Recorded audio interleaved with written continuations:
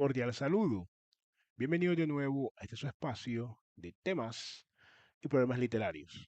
Hoy vamos a continuar con la lectura y también conociendo un poco más acerca de la visión de algunos cuentos y mitos africanos. Hace un poco más de un año casi que tuvimos eh, acá el privilegio de compartir con ustedes un poco de la labor de Amadou Hampâté Bâ, que fue un gran defensor de la literatura oral africana, ¿no? Tradicionalmente que se ha conservado de generación en generación, gracias al aporte y la memoria prodigiosa de los griots, ¿no? Estos ancianos que son a su vez no solamente poetas, cantores, diplomáticos, sino que ejercen este saber inmaterial e intangible. En aquella ocasión estuvimos viendo algunos mitos fundacionales y también de la vida cotidiana. Hay que decir un poco sobre los mitos y sobre los cuentos africanos que no todos tienen una moraleja o por lo menos no en el sentido occidental del término. Algunos son muy crudos.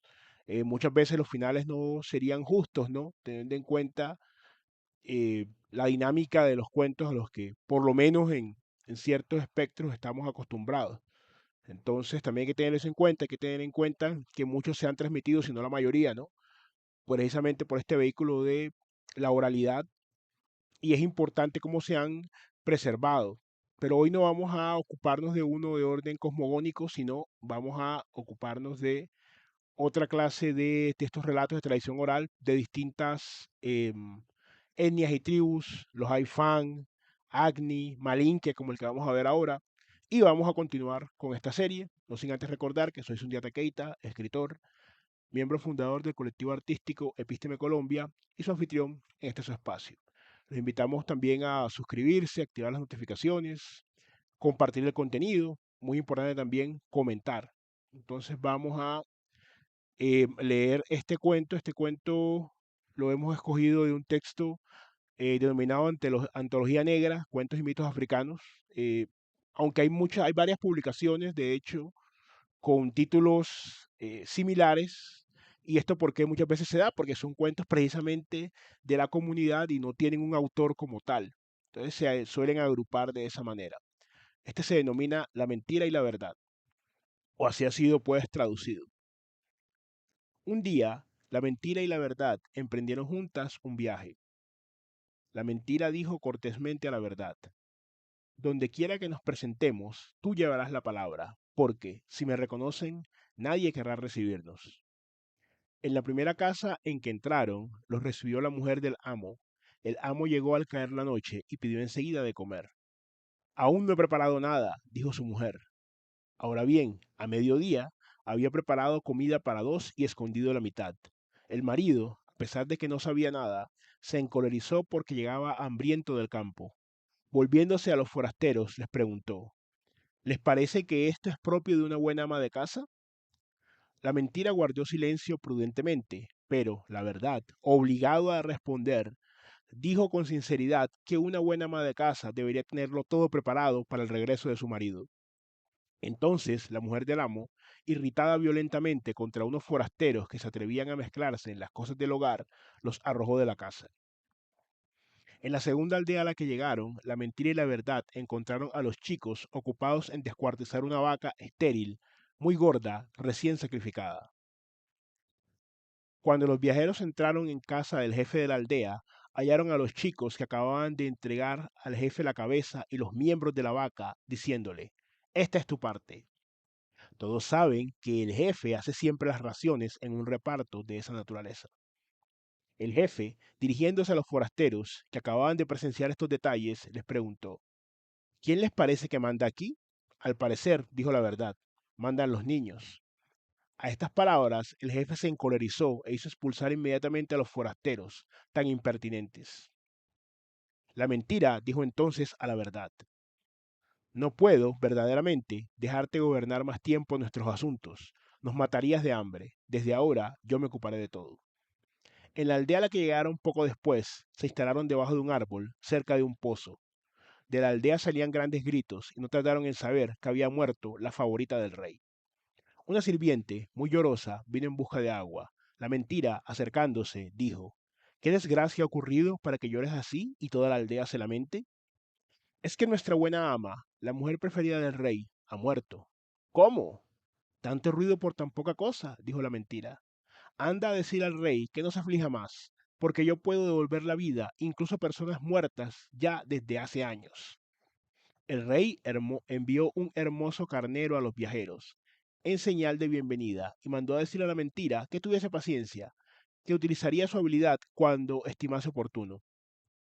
Al día siguiente y al otro, el rey envió también un hermoso carnero y mandó a decir a la mentira las mismas palabras. Esta fingió perder la paciencia e hizo advertir al rey que estaba resuelta a marcharse si, al día siguiente, no le mandaba ir. El rey convocó a la mentira para el día siguiente. A la hora señalada, la mentira se presentó en casa del rey. Este comenzó por enterarse del precio de sus servicios y ofreció, en fin, un ciento de cada una de las cosas que poseía. La mentira rehusó diciendo, quiero la mitad de lo que posees. El rey aceptó delante de testigos.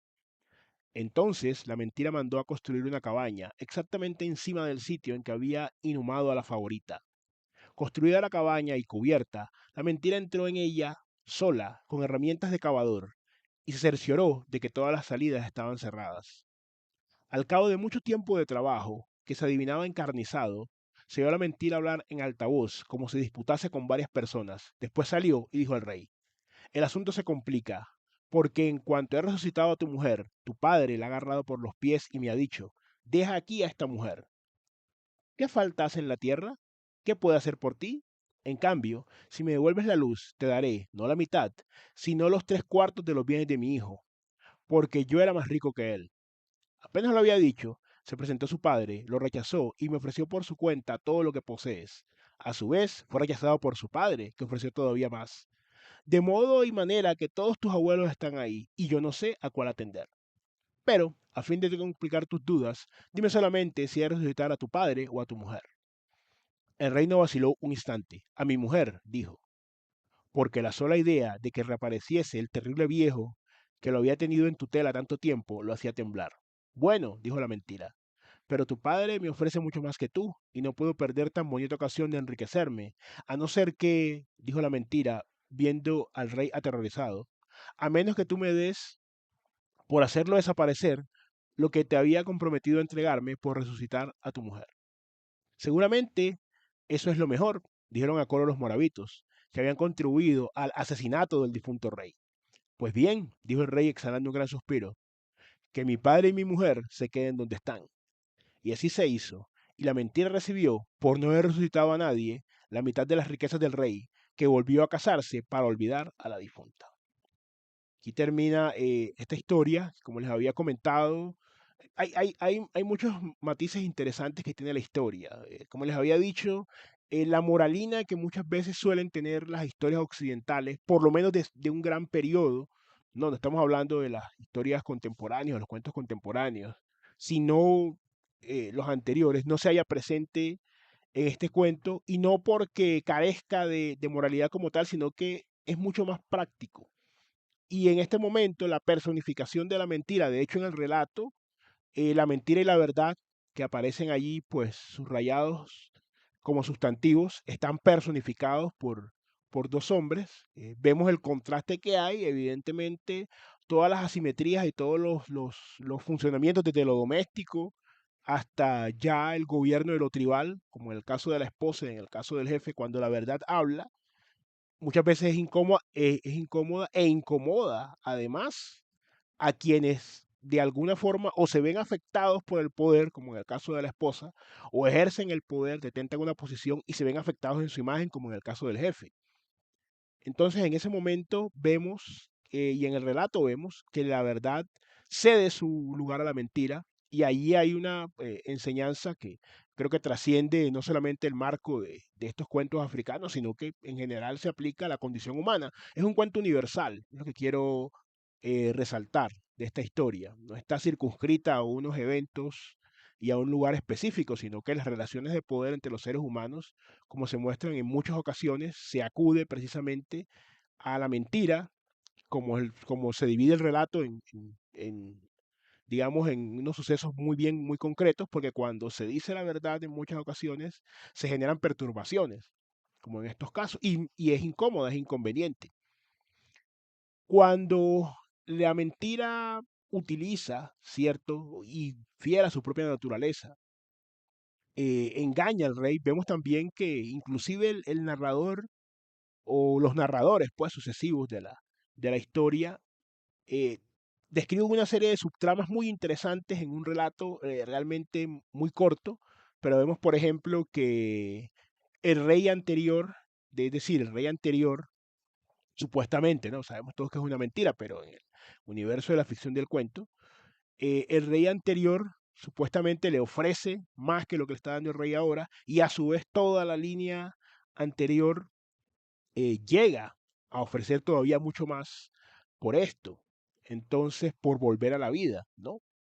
Y además de eso, el rey presente, que está ahora, teme a su padre y también desliza el detalle que los consejeros habían ayudado a asesinar al rey anterior, de manera que no les convenía que volviera. Entonces, ¿cuál es el trato? ¿Dónde está el truco y por decirlo así, la sagacidad? Que pese a no haber obtenido un resultado, el temor a perder todavía más de lo que podía obtener con el regreso de su antigua mujer, y la solución pragmática que da él, que es casarse entonces con una nueva, o sea que el amor no le llegaba tanto. Esta es una crítica al amor, a las relaciones, a la fidelidad entre vasallo y súbdito, una serie de situaciones muy interesantes, y vemos entonces cómo este relato de la verdad y la mentira y cómo se van intercalando en la vida diaria, ¿no? Y en todas las esferas del poder y la sociedad, están muy bien reflejados en este cuento. Y también pues, por lo menos en este libro, porque les digo, ustedes pueden ir consiguiendo sobre compilaciones de cuentos y mitos africanos, como en diferentes casas editoriales, y no siempre coinciden, porque hay una gran cantidad una gran pluralidad y en cuanto a los relatos y en cuanto a las tribus y a las etnias también que los propulsan. Entonces, hay una gran variedad de relatos de todo tipo, pero digamos que en esta edición en particular, los hay cosmogónicos, los hay fetichistas, los hay también respecto enseñanzas, digamos, de la vida práctica. O sea, cada compilador lo va definiendo con unos criterios distintos, pero quisimos retomar un poco este. Y bueno, ustedes respecto de la literatura oral africana, pues conocen algo, si les ha parecido interesante, igual vamos a continuar haciendo este ejercicio porque, como les digo, muchas veces un cuento que aparentemente tiene un carácter local o aún más todavía, tribal, ¿no? Que es algo muy marcado en África, muchas veces contiene universales y eso es lo más importante en la literatura. Es decir, no se circunscribe a cierto tipo de literatura nada más, a la que nosotros estamos acostumbrados, sino también, eh, eh, y no solamente desde lo cosmogónico, ¿no? Porque usted puede encontrar inclusive, de hecho hay un cuento fan que no pues lo leí en este momento, está en esa colección, donde hablan pues sobre la creación del mundo y demás, e inclusive uno encuentra un, un dios trinitario, pues no en el sentido, por decirlo así, occidental del término, pero usted lo encuentra. Entonces no estamos hablando de ese tipo de similitud que se puede dar, sino de la que tiene que ver con aspectos pragmáticos de la vida. Por ejemplo, en este cuento, que es un cuento fan, que es otra tribu, no malinque, sino fan, vamos a únicamente leer una parte. En el origen de las cosas, en el origen mismo, cuando no existía nada, ni hombres, ni animales, ni plantas, ni cielo, ni sol, ni tierra, nada, nada, nada, Dios ya existía y se llamaba Natsame. Y a los tres que son Natsame, nosotros le llamamos Natsame, Mebere y Nagua. Y en el comienzo Natsame hizo el cielo y la tierra, y se reservó el cielo para sí. Entonces sopló sobre la tierra, y por acción del soplo nacieron la tierra y el agua, cada una por su lado. Entonces, cuando usted mira esto, usted dice, bueno, pero ¿qué estoy leyendo? Parte del Génesis, y no es así. Entonces, si bien las cosmogonías pueden coincidir, aunque este cuento, como les digo, no lo vamos a leer ahora, que es completamente diferente, ¿no? En ciertos aspectos, reúne algunos universales humanos. No nos referimos tanto a lo que tiene que ver con la creación o con, sino a los aspectos prácticos de la vida, como el cuento anterior que leímos, y por eso lo quisimos traer al canal. Pero bueno, esperamos entonces sus comentarios y también ir desarrollando no solamente este tipo de literatura oral, sino también tener en cuenta otros discursos, otras visiones, porque eso es lo que buscamos, enriquecer nuestro espectro artístico, intelectual, ¿cierto? No circunscribirnos únicamente a una sola narrativa, sino ir explorando estos relatos. Pues como siempre un gusto, nos veremos entonces en un próximo episodio de Epísteme Colombia Literatura.